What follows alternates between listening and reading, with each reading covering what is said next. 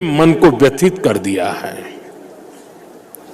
मैं पीड़ित परिवारों का दुख समझता हूं। आज पूरा देश उनके साथ खड़ा है। मैं कल रात भर इस घटना की जांच में जुटी सभी एजेंसियों के साथ, सभी महत्वपूर्ण लोगों के साथ संपर्क में था, विचार विमर्श चलता था, जानकारियों के तार जोड़े जा रहे थे। हमारी एजेंसियां इस षड्यंत्र की तह तक जाएगी। इसके पीछे के षड्यंत्रकारियों को बख्शा नहीं जाएगा। All those responsible will be brought to justice.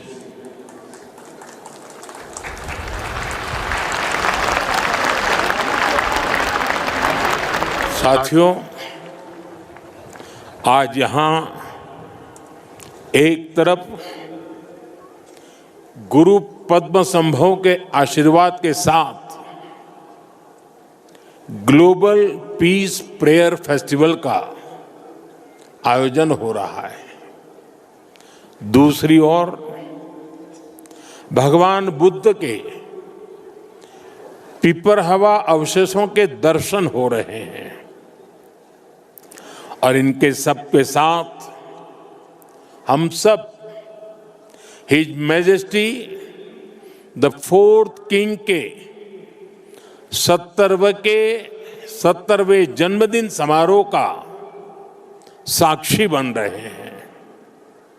ये आयोजन इतने सारे लोगों की गरिमामय उपस्थिति, इसमें भारत और भूटान के रिश्तों की मजबूती नजर आती है।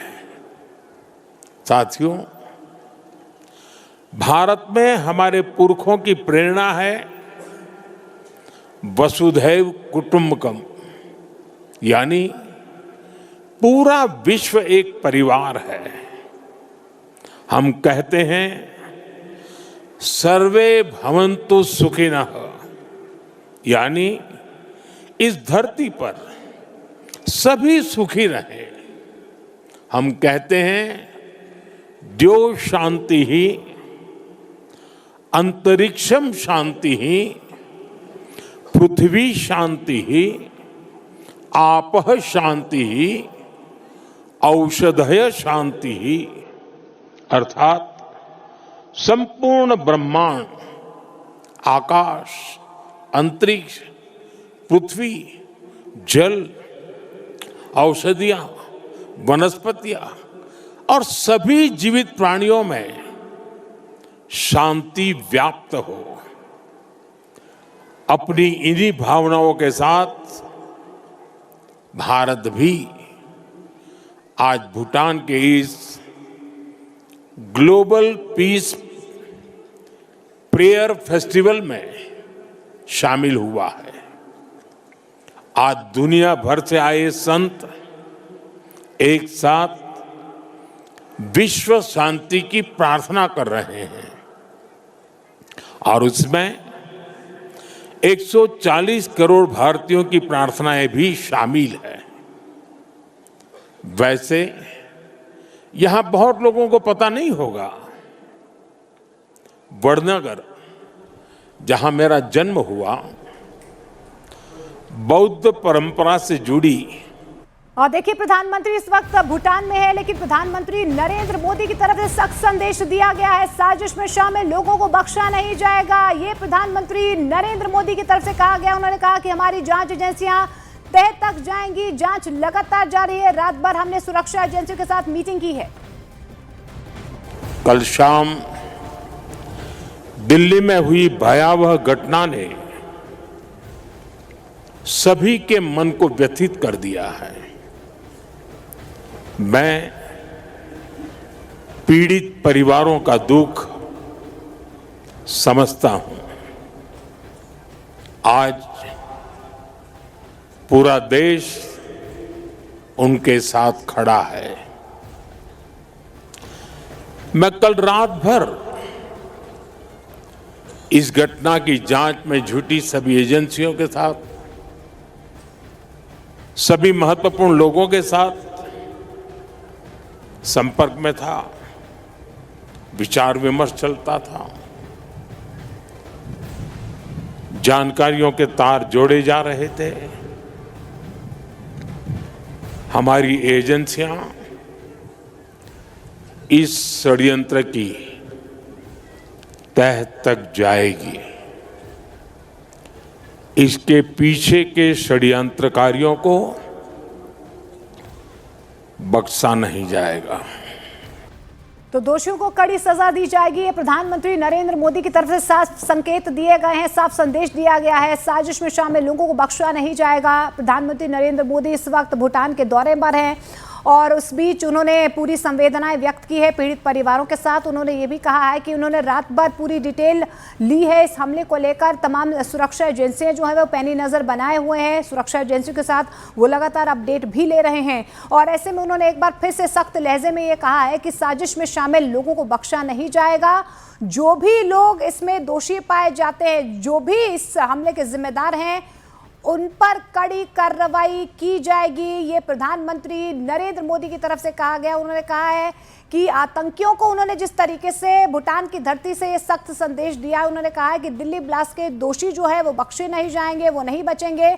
ब्लास्ट के बाद प्रधानमंत्री नरेंद्र मोदी हालात पर पैनी नजर बनाए हुए हैं। वक्त वक्त पर वो लगातार गृह मंत्रालय से भी अपडेट ले रहे हैं। इस बीच उन्होंने ये भी जानकारी दी है, जाने से पहले भी उन्होंने कहीं ना कहीं तमाम परिवार वालों के प्रति अपनी संवेदनाएं व्यक्त की थी और अब भूटान वो पहुंच चुके हैं। यहाँ पर लगातार जो है वो कई कार्यक्रमों में शामिल भी होंगे। लेकिन आतंकियों को एक बहुत बड़ा मैसेज जो है यहाँ पर प्रधानमंत्री नरेंद्र मोदी की तरफ से दिया गया। उन्होंने कहा है कि पूरा देश पीड़ितों के साथ खड़ा है।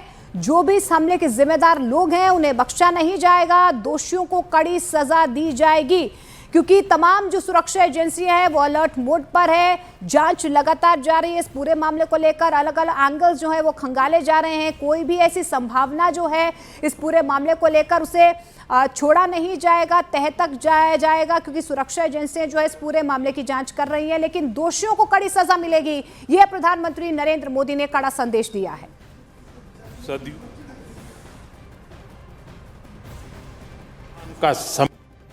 आज मैं यहां बहुत भारी मन से आया हूं।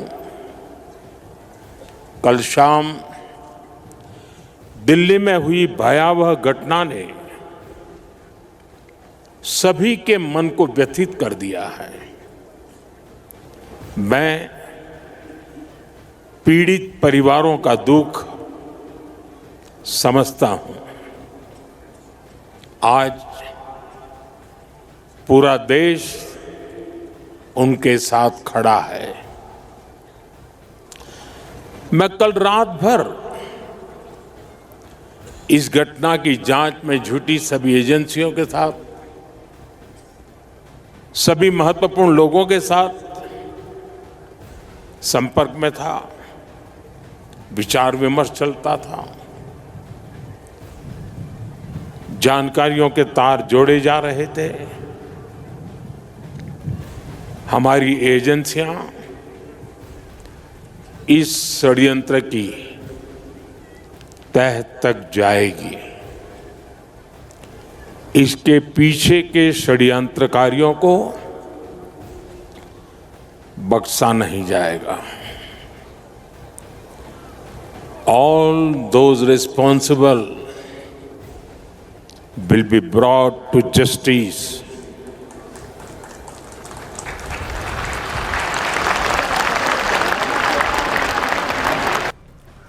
और दिल्ली में लाल किले पर हुए कार धमाके का एक और दिल दिला देने वाला वीडियो सामने आया है। वीडियो लाजपत राय मार्केट का बताया जा रहा है। ये सीसीटीवी फुटेज जो है वो सामने आया है। साफ देखा जा सकता है कि धमाका कितना दमदार था कि पूरा का पूरा मार्केट यहां पर हिल गया। ये देखिए, ये सीसीटीवी फुटेज हम कल का आपको दिखाने की कोशिश कर रहे हैं।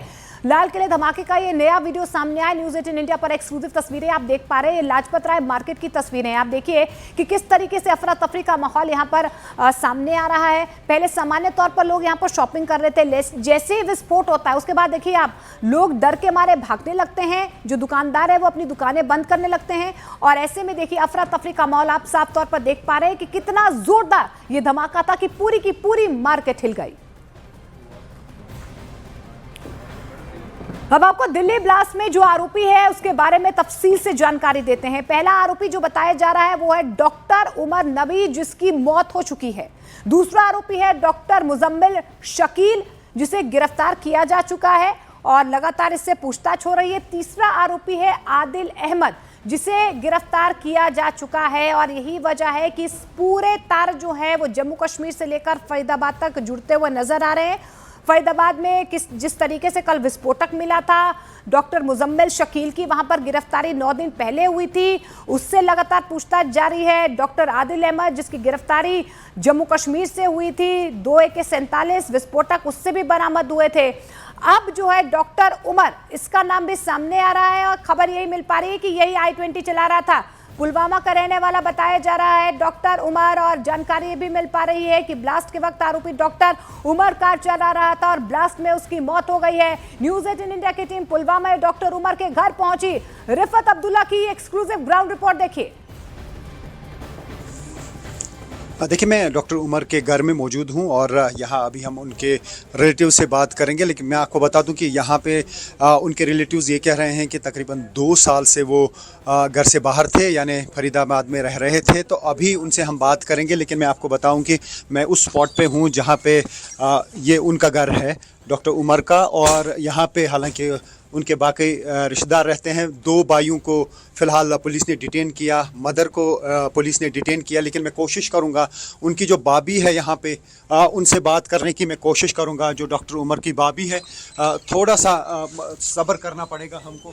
1 मिनट में हम उनसे बात करेंगे। लेकिन मैं आपको बता दूं, ये उनके रिलेटिव्स यहाँ पे आए हैं और हम उनके घर में हैं और अभी यहाँ पे क्या क्या उनकी डिटेल्स हमें मिल जाएंगी। मुझे लगता है कि 1 मिनट यहाँ पे रुकना पड़ेगा, क्योंकि थोड़ा सा उनकी बाबी जो है बिज़ी हैं। वो हमें डिटेल बताएंगी कि कब से वो यहाँ पे रह रहा था, कब से वो फरीदाबाद में रह रहा था, और वहाँ पे उनकी जो बाकी जो डिटेल्स हैं मुझे लगता है कि 1 मिनट में सामने आएंगी। लेकिन जिस तरीके से उमर का नाम आया है, डॉक्टर उमर का नाम, वो कोयल पुलवामा के रहने वाले हैं और बताया जा रहा है कि GMC श्रीनगर से उन्होंने MBBS किया और पहले यहाँ पे वो काम करते थे और उसके बाद जो है वो बाहर फरीदाबाद में गए और वहाँ पे वो काफ़ी देर तक रहे हैं। और ब्लास्ट में पुलवामा के डॉक्टर उमर मारा गया है। धमाके के बाद डॉक्टर उमर I-20 कार चला रहा था। उमर के परिवार के लोगों से न्यूज़ 18 इंडिया ने बातचीत की है, उनका पक्ष जानने की कोशिश की। सुनिए। डॉक्टर उमर की बाबी हैं इस वक्त मेरे साथ, मैं उनसे बात करूंगा। आप नाम बताएं अपना। डॉक्टर उमर का नाम आ रहा है। ये दिल्ली ब्लास्ट जो हुआ है, बताया जा रहा है कि वो फिदाइन अटैक था, उसमें आपका क्या कहना है? उमर कब MBBS कर चुके हैं, उनकी डिटेल्स बताइए पहले। मैंने सुना है कि उसने MBBS कंप्लीट शायद किया है 2015-16 कहाँ से किया है? GMC श्रीनगर। तो फरीदाबाद में कब से रह रहे थे, कब गए थे, किस सिलसिले में गए थे? पिछले 2 साल से वो रह रहा था। तो क्या करते थे वहाँ पे? एज ए प्रोफेसर वो पढ़ा रहा था वहाँ, असिस्टेंट प्रोफेसर था। तो अभी ये बताया जा रहा है कि दिल्ली ब्लास्ट जो हुआ, गाड़ी वही चला रहे थे। क्या उनके पास जो गाड़ी है यहाँ से ली थी साथ में? नहीं, यहाँ उसने कोई गाड़ी नहीं ली थी। मैंने तो कभी देखी भी नहीं उसके पास गाड़ी है। तो यहाँ कब आए थे? यहाँ पिछले 2 महीनों से वो घर ही नहीं आया है। 2 महीने पहले आया था। मुजम्मिल का नाम कैसे सुना आपने? वो यही का है ना। अच्छा, आप लोग बोलते हो ना उसके साथ मुजम्मिल भी था, मैंने नाम सुना है बस। अच्छा, उससे ज़्यादा मैं कुछ नहीं जानती उसके बारे में भी और इसके बारे में भी। हम ज़्यादा पर्सनल लाइफ खंगालते नहीं हैं। वो अच्छा। बंदा खाली पढ़ाई करता था, उससे ज़्यादा कुछ नहीं। पुलिस यहाँ पे आई तो क्या क्या चीजें साथ में लेके गए वो, बस और फोन किन को लैपटॉप। साथ में लेके गए? एक तो मेरे शौहर को ले गए, देवर को, बस उन 2 भाइयों को ले गए थे। मदर को भी डिटेन किया? हाँ, सुबह अच्छा। सुबह। तो आपके शौहर और उनके जो भाई हैं, वो 2 उम्र के जो भाई हैं, उनको कब पुलिस डिटेन करके ले गई? कल रात को 10 बजे। 10 बजे। हाँ। और माँ को सुबह? हाँ, माँ को सुबह। अभी आपको क्या लग रहा है, मतलब जिस तरीके से ये सब चीज़ें सामने आई, क्या आपको लगता है कि अगर वो इन्वॉल्व हैं तो क्या कहेंगे इस बारे में आप? बेगुनाह लोगों की जान भी गई है इसमें। मैं क्या कह सकती हूँ, मुझे तो यकीन ही नहीं हो रहा है। मैं बस इतना कह सकती हूँ कि मुझे यकीन नहीं हो रहा है। मैं तो आसमान से गिर पड़ी सुनकर। आपने डॉक्टर उमर के साथ राब्ता करने की कोशिश की थी कुछ दिनों में, जैसे आपने कहा कि लास्ट फ्राइडे, उसका मतलब है कि कुछ ही दिन पहले बात हुई। 3 दिन ही पहले। हाँ, आज चौथा दिन है, 3 ही दिन हो गए।